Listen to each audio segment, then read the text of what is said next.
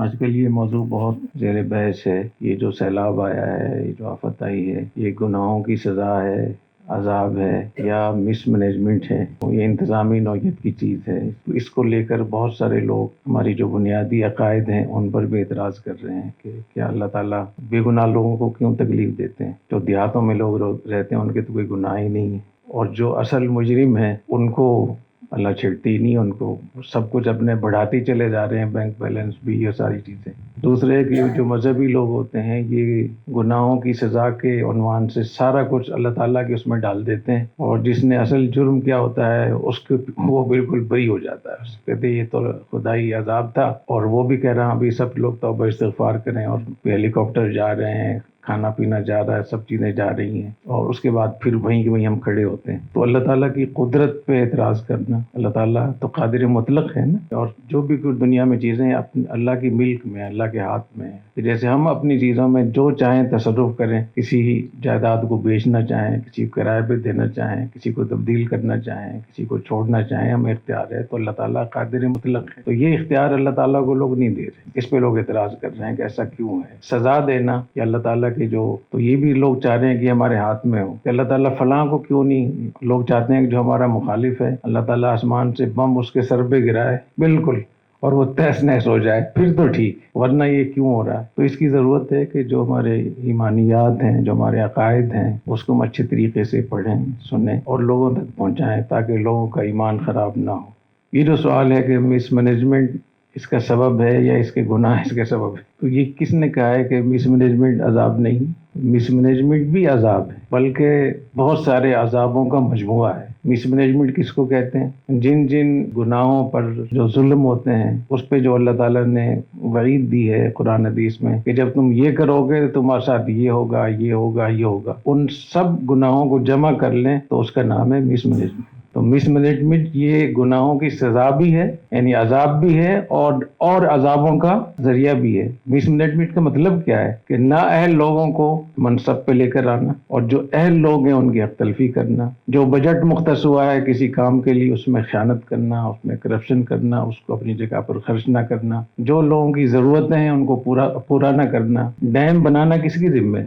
ڈیموں کی صفائی کس کی ذمہ ہے؟ ندی نالے ان کی صفائی کس کی ذمہ ہے؟ سیوریج کی صفائی کس کی ذمہ ہے؟ دریاؤں کی دیکھ بھال، اس پہ بند بنانا، تو یہ سب مس مینجمنٹ ہے۔ جتنا بھی ظلم ہوتا ہے، جتنی بھی ناانصافی ہوتی ہے، حق تلفی ہوتی ہے، اس سب کے مجموعے کا نام مس مینجمنٹ۔ اگر وہ جان بوجھ کر رہے ہوں تو بھی یہ گناہ ہے، اور اگر بے دھیانی میں کر رہے ہیں اور اتنے بڑے پیمانے پہ کر رہے ہیں تو یہ اس سے بھی بڑا گناہ ہے، کیونکہ جو جان بوجھ کر رہا ہے وہ کبھی توبہ تو کر سکتا ہے، اس کو پتہ ہی نہیں ہے، یا اس کو ثواب سمجھتا ہے۔ ہمارے بہت سارے ایسے غلط کام یا ایسے ہوتے ہیں کہ لوگ ان کو ثواب سمجھتے ہیں، تو اس لیے یہ سوال اس طرح سے غلط ہے کہ یہ عذاب ہے یا اس میں۔ اللہ تعالیٰ قرآن میں فرماتے ہیں کہ ہم آسمان سے بھی عذاب نازل کر سکتے ہیں، زمین سے بھی نازل کر سکتے ہیں، اور عذاب کی ایک شکل یہ بھی ہے کہ تم آپس میں لڑ پڑو۔ قل هو القادر على ان يبعث عليكم عذابا من فوقكم او من تحت ارجلكم او يلبسكم شيعا ويذيق بعضكم بأس بعض اذا فسد الناس امر علیہم شرارا۔ حدیث شریف میں آتا ہے کہ جب لوگ خراب ہو جاتے ہیں تو اللہ تعالیٰ ان کے اوپر بدترین لوگوں کو مسلط کرتے ہیں، ظالموں کو مسلط کر دیتے ہیں۔ تو ظالموں کا مسلط کرنا یہ بھی ہمارے گناہوں کی وجہ سے ہے۔ اگر ہم ٹھیک ہوں، ٹھیک ٹھاک ہوں، تو اللہ تعالیٰ ظالموں کو کیوں مسلط کرے؟ باقی ایک اللہ تعالیٰ ظالموں سے کیوں بدلہ نہیں لے رہے؟ تو یہ اللہ تعالیٰ کا نظام ہے، ہم اس میں کیا، البتہ اللہ نے قرآن میں ہی فرمایا ہے وَلَا تَحْسَبَنَّ اللَّهَ غَافِلًا عَمَّا يَعْمَلُ الظَّالِمُونَ۔ اللہ تعالیٰ ظالموں کے کرتوتوں سے غافل نہیں ہے۔ انما یؤخرهم لیوم تشخص فیہ الابصار، ہم ان کو ڈیل دے رہے ہیں۔ فمہل الکافرین امہلہم رویدا۔ حضور اکرم صلی اللہ علیہ وسلم نے 13 سال جو مشکلات برداشت کی، اور پھر مدینہ میں آ کر بھی چین سے نہیں بیٹھنے دے رہے۔ کہیں بدر ہے، کہیں احد ہے، کہیں احزاب ہے، کہیں آگے حدیبیہ ہے، کہیں فتح مکہ ہے، کہیں حنین ہے، کہیں طائف میں اتنی مدت تک محاصرہ ہے، پھر واپس آ رہے ہیں وہاں سے، اور جب سب چیزیں فتح ہو جاتی ہیں تو پھر آگے منافقین ہیں، تو پورے 2 پارے منافقین کی حرکتوں پہ نازل ہو گئے۔ تو یہ اللہ تعالیٰ کا نظام ہے، اللہ تعالیٰ اس کو سنستدرجہم من حیث لا یعلمون۔ انبیاء علیہ السلام کو آروں سے چیرا گیا، ان کو قتل کیا گیا، بنی اسرائیل انبیاء السلام کو قتل کرتے تھے، تو کیا کہیں گے ان کو؟ تو اللہ تعالیٰ جو چاہے فیصلہ کریں. البتہ یہ کہ اللہ تعالیٰ قادر مطلق بھی ہیں اور حکیم بھی ہیں. اللہ تعالیٰ کے ہر کام میں حکمت اور مصلحت ہوتی ہے. یہ الگ بات ہے کہ ہمارا چھوٹا سا دماغ وہ وہاں تک نہ پہنچ سکے. اگر چمگادڑ کو دن میں سورج نظر نہیں آ رہا تو اس میں سورج کا قصور ہے یا اس کا اپنا قصور ہے؟ اور لوگ یہ سمجھتے ہیں کہ ہم دانشور ہیں. لیکن اگر 150 سال پہلے 120 سال پہلے جو بڑے بڑے سائنسدان تھے یورپ کے جن کے بڑے بڑے نام ہیں ان کی جو معلومات تھیں اور آج جتنی ٹیکنالوجی نے ترقی کی ہے, سائنس نے ترقی کی ہے, جو نئی نئی چیزیں دریافت ہوئی ہیں, جو نئی نئی چیزیں ایجاد ہوئی ہیں, ان کو سامنے رکھیں اور 100 سال پہلے کے سائنسدانوں کی معلومات کو سامنے رکھیں تو آپ کو لگے گا کہ وہ پہلی جماعت کے طلباء تھے. کتنا فرق ہے اس میں. اس سے معلوم ہے کہ آپ اپنے دماغ کو جو آپ بالکل وہ سمجھ رہے ہیں نا سب کچھ, یہ سب کچھ نہیں, یہ بہت کچھ آپ کو آنے دیکھنے والے ہیں. تو یہ میں عرض کرنا چاہ رہا ہوں کہ مس مینجمنٹ بھی حدیث شریف میں آتا ہے کما تکونوا یولی علیکم, جیسے تم ہوگے تم پہ ویسی حکمران مسلط ہوں. اعمالکم عمالکم, تمہارے اعمال ہی تمہارے عمال ہیں یعنی تمہارے حکمران ہیں. وکذالک نولی بعض الظالمین بعضا بما کانوا یکسبون. آگے یہ کہ کس کا گناہ ہے یا نہیں تو آپ کو زیادہ پتہ ہے, جس کی نافرمانی ہو رہی ہے اس کو زیادہ. آپ کہتے ہیں دیہاتوں میں اپنے حساب سے گناہ کرتے ہیں, بلکہ بعض گناہ وہاں ایسے ہوتے ہیں کہ شہروں میں بھی نہیں ہوتے. تو یہ کہنا کہ جو دیہاتوں میں لوگ رہتے ہیں, شہروں سے باہر لوگ رہتے ہیں, تو وہ آپ لوگوں کو پتہ ہے 70% آبادی پاکستان میں دیہاتوں میں ہوتی ہے. پاکستان کی آبادی 30% شہروں کی ہے, اور جتنے بھی حکمران منتخب ہوتے ہیں وہ دیہاتوں سے زیادہ منتخب ہوتے ہیں. یہاں سندھ میں جتنی حکومتیں مسلط ہوتی ہیں کہاں سے ووٹ ملتے ہیں؟ کتنا کوئی چیئرمین ہوتا ہے, کوئی کونسلر ہوتا ہے, کوئی یو سی کا چیئرمین ہوتا ہے, جہاں جتنے بھی. تو اجتماعی طور پر بھی فساد الناس ہے کہ لوگوں میں فساد بہت زیادہ ہے. دوسری میں آتا ہے کہ انا اہلک وفینا الصالحون, یا رسول اللہ ایسا ہو سکتا ہے کہ ہمارے اندر نیک لوگ موجود ہوں تو پھر بھی ہم ہلاک ہو جائیں؟ فرمایا کہ اذا کثر الخبث, جب فساد بہت زیادہ ہو جائے تو پھر ایسا ہوگا. البتہ جو نیک لوگ ہیں یبعثون علی نیاتہم, وہ اپنے نیتوں پر اٹھائے جائیں گے. لیکن جب اللہ تعالیٰ کی طرف سے گرفت آتی ہے اما الصالح والطالح, صالح و طالح دونوں اس میں, اب آپ کہیں گے جو صالح ہے وہ کیوں اس میں رگڑے گئے؟ تو اس کا جواب یہ ہے کہ اگر وہ صالح ہوتے, اگر اپنی ذمہ داری پوری ادا کرتے تو یہاں تک بات نہ پہنچتی.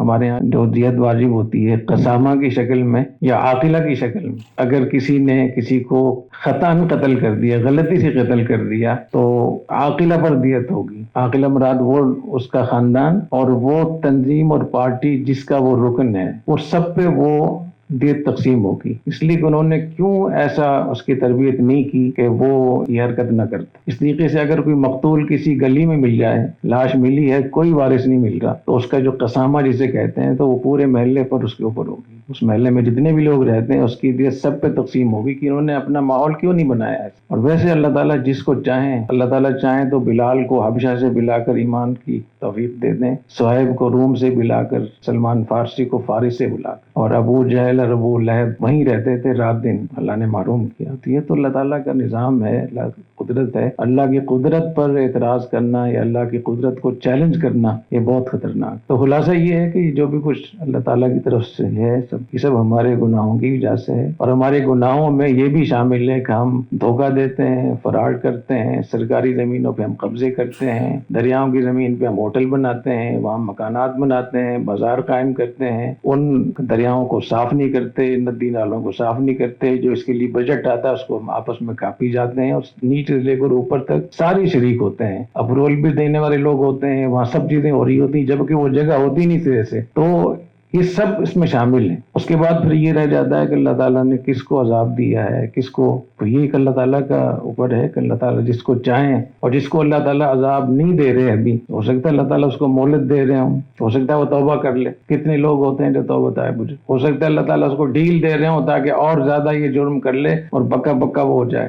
اور یہ بھی ہے کہ اگر کوئی آفت, مصیبت ہے, آزمائش ہے, تو ضروری نہیں ہے کہ وہ سب کے لیے عذاب ہو. ایک ہی چیز ایک کے لیے رحمت بھی ہو سکتی ہے, اور وہی چیز دوسرے کے لیے. جو لوگ, جیسے لوگ بیمار ہوتے ہیں, بیماری جب آتی ہے تو کتنے بیمار ایسے ہیں جو توبہ طائب ہو جاتے ہیں, استغفار کرتے ہیں. تو وہی زحمت ان کے لیے رحمت بن جاتی. وہ لوگ جو اس آزمائش میں صبر کریں گے، اللہ تعالیٰ کی طرف رجوع کریں گے، یہی آزمائش ان کے لیے رحمت ہے. اور جو اس سے سبق حاصل نہیں کریں گے ان کے لیے یہ عذاب بن جائے گا. جو لوگ اس میں خدمت کر رہے ہیں، لوگوں کو نکال رہے ہیں، ریسکیو کر رہے ہیں دوسرے، ان کے لیے یہی رحمت ایک رحمت بن رہی ہے. اس کی وجہ سے کتنے لوگوں کے گناہ معاف ہوں گے. کفارہ سیئات، آزمائشوں سے، بیماریوں سے، آفتوں سے گناہ معاف ہوتے ہیں. کتنے لوگوں کے درجات بلند ہوتے ہیں. حدیث شریف میں آتا ہے کہ اللہ تعالیٰ جب کسی کے لیے کوئی بڑا درجہ مقرر کر دیتا ہے، وہ اپنے عمل سے تو پہنچتا نہیں وہاں، تو اللہ تعالیٰ اس کو آزمائش میں ڈال دیتے ہیں. چاہے اس کی اپنی ذات کے بارے میں آزمائش ہو، بیمار ہو گیا یا کوئی حادثہ ہو گیا، یا اس کی اولاد کے بارے میں، یا اس کی مال کے بارے میں. تو جان، مال، اولاد، اور اس سے جو اس کو تکلیف ہوتی ہے، اس تکلیف کی وجہ سے جو وہ صبر کرتا ہے اور رجوع کرتا ہے، اللہ تعالیٰ اس کو پھر وہاں تک پہنچا دیتے ہیں. وہ ایک لطیفہ بھی ہے نا کہ ایک آدمی کہیں سے جا رہا تھا، بوڑھا آدمی، اور وہ سڑک پار کر رہا تھا، تو اس سے چلا نہیں جا رہا تھا، آہستہ جا رہا تھا. تو پیچھے سے کوئی ریس ویس لگی ہوئی تھی نا بہت ساری، تو کسی آدمی نے اس کے پیچھے کتا لگا دیا.